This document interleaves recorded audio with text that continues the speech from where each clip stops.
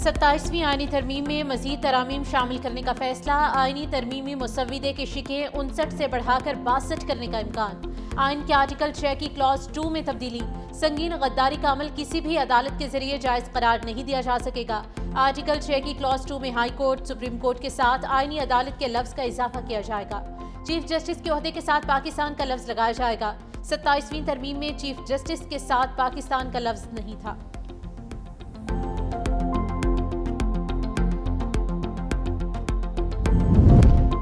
حکومت کل تک وفاقی آئینی عدالت کے قیام کی خواہش بند۔ قومی اسمبلی کا اجلاس جاری۔ 27ویں ترمیم آج منظور ہونے کا امکان۔ ترمیم کی منظوری کے لیے 224 ووٹس درکار۔ حکمران اتحاد کے پاس 237 کی اکثریت موجود ہے۔ ترمیمی بل قومی اسمبلی سے منظور ہونے کے ساتھ ہی صدر مملکت کو دستخط کے لیے بھیج دیا جائے گا۔ اس کے بعد یہ ترمیم باضابطہ طور پر آئین کا حصہ بن جائے گی۔ مسلم لیگ نون کے صدر نواز شریف بھی قومی اسمبلی میں موجود ہیں۔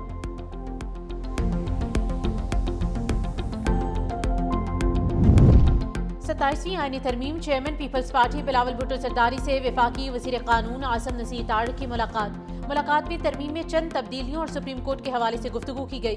بلاول بھٹو کی زیر صدارت پارلیمانی پارٹی کا بھی اجلاس۔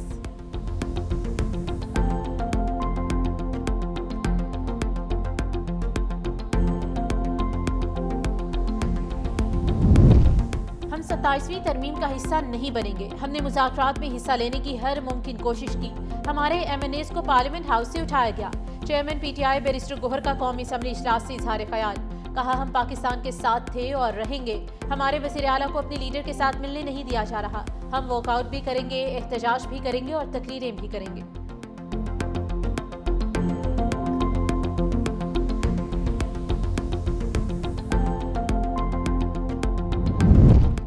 خیبر پختونخوا میں امن کے قیام کی کوشش۔ صوبائی اسمبلی میں امن جرگہ جاری ہے۔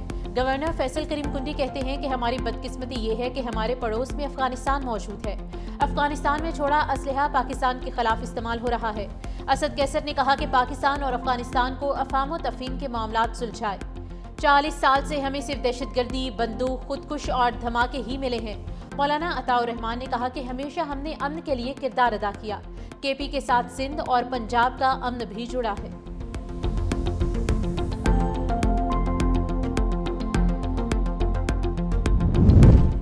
وانا کیڈٹ کالج میں کلیئرنس آپریشن مکمل۔ تمام دہشت گرد ہلاک۔ وانا آپریشن پر فیلڈ مارشل سید آصف منیر کی لمحہ بلمحہ صورتحال پر نظر۔ قوم کے معمار ہمارا سرمایہ ہیں، ہرگز کوئی آنچ نہیں آنے دیں گے۔ آپریشن کمانڈر کرنل محمد طاہر نے کہا کہ سیکورٹی فورسز کی بروقت کارروائی نے خارج کے حملے اور مذموم عزائم کو ناکام بنا دیا۔ ہم نے دہشت گردوں کو مخصوص بلاک میں محدود کر کے طالب علموں کی حفاظت کو یقینی بنایا۔ گزشتہ رات 10 سے 10:30 بجے کے قریب تمام خارجین کو جہنم واصل کیا۔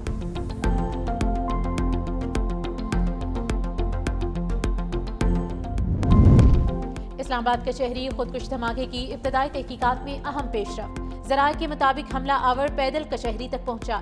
موقع پر موجود پولیس اہلکاروں کے بیانات ریکارڈ کر لیے گئے۔ فورینزک اور جیو فینسنگ کا عمل بھی مکمل۔ ابتدائی تحقیقات کے مطابق حملہ آور ایک ہی تھا جس نے دھماکے میں 7 سے 8 کلو بارودی مواد استعمال کیا۔ سیف سٹی کی مدد سے حملہ آور کے روٹ کی نشاندہی بھی کر لی گئی ہے۔ ایک گاڑی اور موٹر سائیکل کو مشکوک قرار دیا گیا۔ مزید تحقیقات جاری۔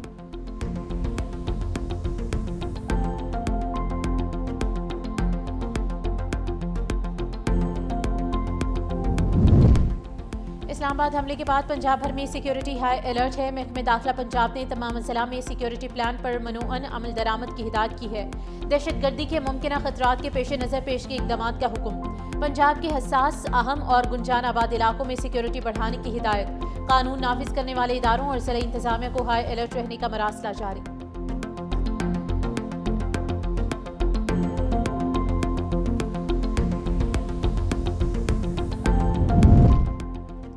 اسلام آباد ہائی کورٹ کا بڑا فیصلہ۔ ججز کی تقرری کے لیے ایگزیکٹو کی عدلیہ سے مشاورت لازمی قرار۔ جسٹس بابر ستار کا 73 صفحات پر مشتمل تفصیلی فیصلہ جاری۔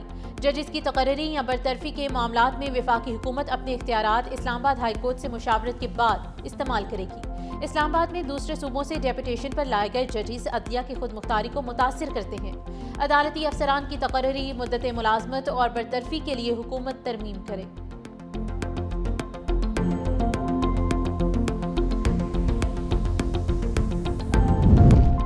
غیر اعلانیہ خفیہ آمدن یا غلط گوشوارے جمع کرانے والوں کے خلاف کارروائی ہوگی۔ FBR کا لاکھوں انکم ٹیکس گوشواروں کے بتدریج آڈٹ کا فیصلہ۔ پہلے مرحلے میں 7 سے 10 لاکھ گوشوارے اسکین کیے جائیں گے۔ تنخواہ دار اور کارپوریٹ ٹیکس دہندگان کے گوشوارے شامل۔ FBR گوشواروں میں غلط بیانی اور چھپائی گئی آمدن کی نشاندہی کی جائے گی۔ بڑے سرمایہ کار، CEOs اور افسران کے گوشوارے بھی زد میں آئیں گے۔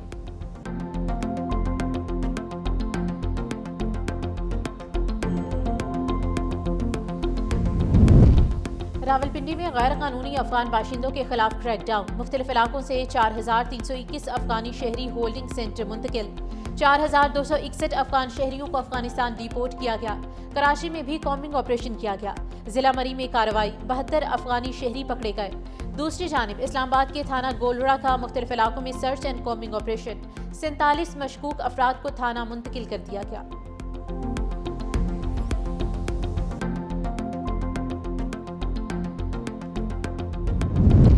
وزیر اعلیٰ سندھ سید مراد علی شاہ کی زیر صدارت ترقیاتی منصوبوں کا اہم اجلاس۔ صوبائی وزراء، chief secretary, chairman PND، secretary خزانہ سمیت اعلیٰ حکام کی شرکت۔ اجلاس میں فیڈرل PSDP ADP 2025 اور 26 اور نئی اسکیمز کا تفصیلی جائزہ لیا گیا۔ وزیر اعلیٰ نے ہدایت دی کہ تمام منصوبے مقررہ مدت میں مکمل کیے جائیں تاکہ عوام کو جلد سہولت ملے۔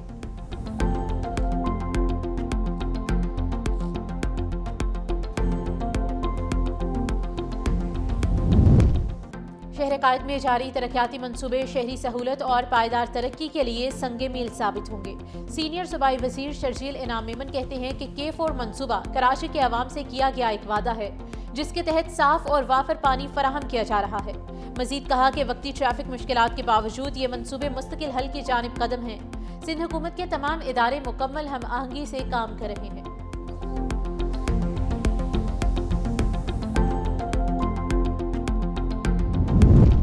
کراچی منوڑا ہمالیہ پوائنٹ پر 5 افراد سمندر میں ڈوب گئے۔ پاک بحریہ اور ایدھی کی ٹیمز نے فوری کارروائی کرتے ہوئے 2 افراد کو بچا لیا، جبکہ 3 افراد کی لاشیں ہسپتال منتقل کر دی گئی ہیں۔